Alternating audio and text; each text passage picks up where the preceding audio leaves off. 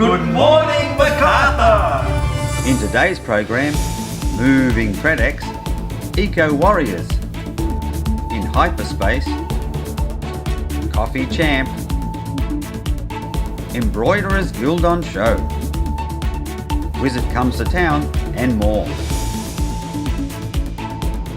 The Rellanville Public School became the first metropolitan school in Australia to achieve the Eco School Silver Award, presented by Keep Australia Beautiful. Well, it means that we're being a sustainable school and that we're getting better with eco schools and that we're helping achieve a better and cleaner environment. It's been a lot of work and support by the community, but basically it's the kids who own the project, and that's the reason why we have achieved the award. Kid power!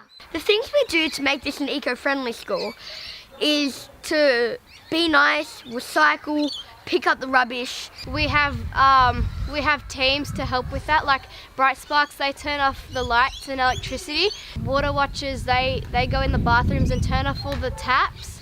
At Rubbish Rangers, we pick up rubbish and we crash cans. I'm part of Green Team and we plant all types of vegetables. I'm part of the canteen cops and we mostly just tell if there's too much sugar going on and off.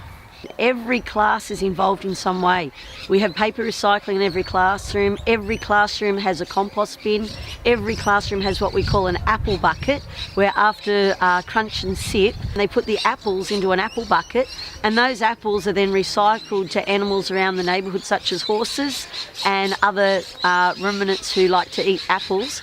And then we get the manure back from the horses to put into the compost, as well as our normal composting programs we have here with Bukashki bins.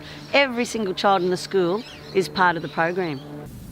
The School Eco Committee reduced waste collection costs by $899 and electricity costs by $2,202 by identifying electricity wastage. Principal of the district, Mr. Andy Best, brought it over from Scotland. He saw the program in Scotland and thought this is what's missing in our schools and in our area. So he brought it to Australia as a pilot program, and we were invited to be part of the pilot team. And it's just springboarded from there. Starting off in, I think it was 2013 or 14, I thought that, okay, yeah, we're just doing this and just trying to get our environment a little bit cleaner, but now I think we can actually change this part of the city. And we're trying to make the world a better place to live in for everybody. Follow the yellow brick road. Follow the yellow brick road. Follow the yellow brick road. Follow the yellow brick road. Follow the yellow brick road. Follow, follow, follow, follow, follow the yellow brick road. Follow, follow, follow, follow, follow the yellow brick road. Luxan Reductions' latest musical, Hyperspace, will be held at the Town Hall Theatre in July. We dropped by a rehearsal at St John's Church Hall. Something wrong has happened here, that was long ago. Now we have a new season of another show. Hyperspace is a musical and it's a parody of Star Wars. If there was a clean version of Rocky Horror, you'd probably get, this would be it, but just with Star Wars. Hyperspace, our regular interstellar soap opera. I'm not sure how obvious I can make this, but I like Star Wars. Just a little bit, just a little bit. And I've had some success writing parody musicals before. I've done parodies on 007 and Star Trek. And for me to do a Star Wars one just felt like it was the right thing to do. Trouble in the galaxy is what we have here. Bigger than the blackest hole, stars are bright within. When I first saw the film back when it first opened, when I was years old, I enjoyed it as a kid would enjoy it, but I don't think I actually got into it seriously until much later, and I think it was something of a nostalgia kick. And I found them quite enjoyable, quite a moral tale as well, which is something that we lack with a lot of franchises these days. They try to be too smart and cynical. Hyperspace, our regular interstellar soap opera has gone missing, nowhere to be found. This is our 25th year. 25th year, and we've done both a mix of experimental shows, and we've brought, thankfully, a lot of blockbusters to the Macarthur area. I'm proud of that. We've put on Les Miserables, Cats, Miss Saigon, recently The Phantom of the Opera, Jesus Christ Superstar. And then we've done some of the more experimental ones, like we've done Sondheim's Assassins, for example, and a thing called the 60-Minute Project, which was our try at 6 10-minute plays. This was well before the Short and Sweet Festival too.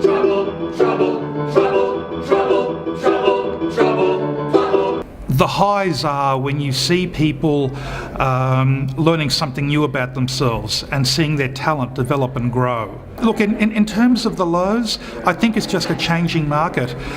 The Macarthur market is quite, I think, a tough theatrical environment. In the sense that there are certain shows that many of us would love to do, which I think are great theatre and would be very entertaining, but because they're not terribly well known, they don't get that much of a look in. So we find that we often have to play to the audience. From goldfish to the Beatles, Campbelltown Embroiderers Guild held an exhibition to demonstrate the importance of fine motor skills to produce eclectic works of art. We have a lot of our new members who have exhibited for the first time. And the other thing that I'm really proud of is the couple of group installations that we've got where everybody's been involved in the production of the item. This was an idea to create an installation, something a little bit different, a new point of interest instead of just looking at traditional work. We just let everybody have fun and do what they wanted to do.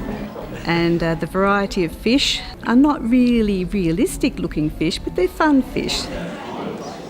They're called Anzac silks, and they were bought by soldiers in the First World War and sent home to the loved ones. And the women of France and Belgium made them as a industry to give themselves some money when there was nothing around in the war. And so our guild has reproduced some of them. A lot of them had to do with their relatives. They had relatives in the First World War, so they made them in memory of those particular members of their family.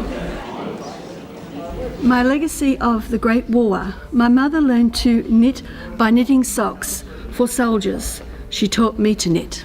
Often it's the younger members are dragged along by a grandparent who says you're going to learn how to thread a needle, or it's part of the creative process that their parents have got them involved. There are young people who are taking up embroidery as a way of relaxation, much like people are returning to the colouring books, and they're finding that embroidery is actually helpful in terms of relaxation and meditation in some ways. Embroidery helps develop fine motor skills, and in this world where people are sitting pushing buttons all the time and playing with computers, they lose the ability for fine motor skills, and embroidery helps with that with manual dexterity. Most people, when they start off as cross stitches, because that's the kind of thing that's commercially available. And one of the things that we try to do here at the Macarthur Group is to expand people's skill set. So we have a teaching brief, and we like to encourage members to try something new, and we run regular workshops throughout the year. A lot of our new members find out about us by word of mouth. More often than not, it's people who are approaching retirement or who have a problem with embroidery, and they're looking for someone to help them either out of a problem they've got, or they're looking for a social outlet now that they've retired. We meet on the 1st, 3rd and 5th Mondays of the month at Campbelltown Arts Centre. Well done to Will Rayfield, whose Gloria Jeans outlet at Mount Annan just placed first out of 200 odd franchisees in New South Wales. We got the award last year, or at the beginning of this year, for business performance. So it was a range of different KPIs, from customer service to speed of service, and just surrounds what Gloria Jeans is all about, which is great coffee and great customer service and a good atmosphere and a great experience for our guests. We purchased a store off someone else February 2015. We've been going well since then. People are very precious about their coffee, as they should be, so we try and do the best and try to cater for as many people as we can. We like giving back to the community. We're a family ourselves. We've got 2 young children, so we enjoy giving back to families just such as ours. I'm a big coffee lover myself, and the flexibility that the Gloria Jeans gives us with being able to be in and out of the store whenever we need to, and the hours and the type of foods and just the type of work-life balance and the lifestyle that it brings. That's what brought us towards this industry and to Gloria Jeans. Fredericks is Macarthur's latest think tank. Another innovative experience from Steve Wisby at Upstairs at Fred's every Wednesday evening. Predix is a word-of-mouth opportunity for the Macarthur region. We do need much better mechanisms of how we support younger farmers, especially farmers who are in debt. Younger farmers in debt, not older farmers in debt. The older ones need to sell their farms.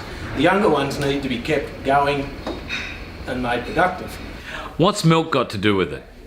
Well, it's not just about the pricing and the duopoly of the retail giants. It's about farmers and families that are involved in the production of milk. It's about sustainability. What's missing in Australian agricultural investment is we haven't had farmers that can attract investment.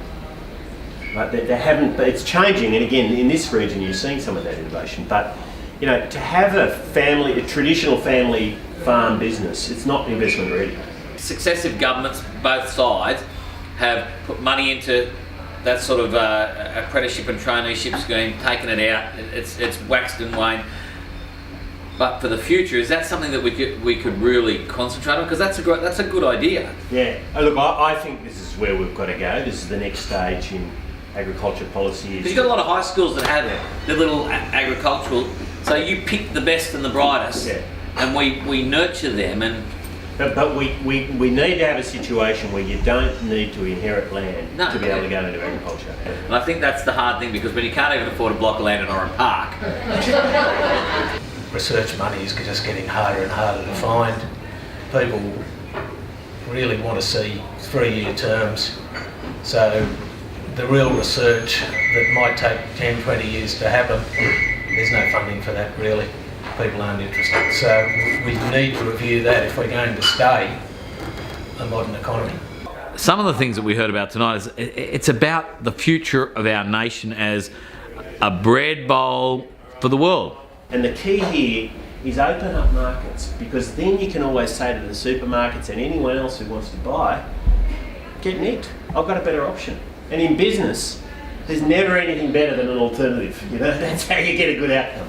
So that's why I think this fresh milk that we've been selling up in China, it's fantastic. This is exactly the sort of stuff, the innovation that we need to pursue to make sure that the power goes back to the dairy farmer, not to the downstream player.